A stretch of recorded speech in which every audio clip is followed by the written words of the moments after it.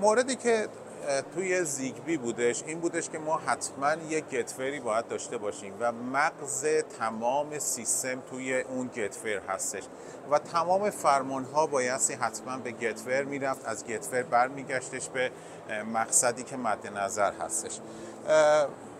توپولوژی دیگه اومدش، پروتکل دیگه اومدش به نام بلوتوث که این بلوتوث هر کدوم از نودها خودش فرمان پردازش، خودش فرمان اطلاع در اصل نگهداری اطلاعات رو انجام میدادش و دیگه نیاز به گتور نداشتش. یه گتور اولیه‌ای جهت راه اندازی نیاز بود، بعد از اون میتونستیم کاملا سیستم رو قطعش بکنیم و فرمان بدیم.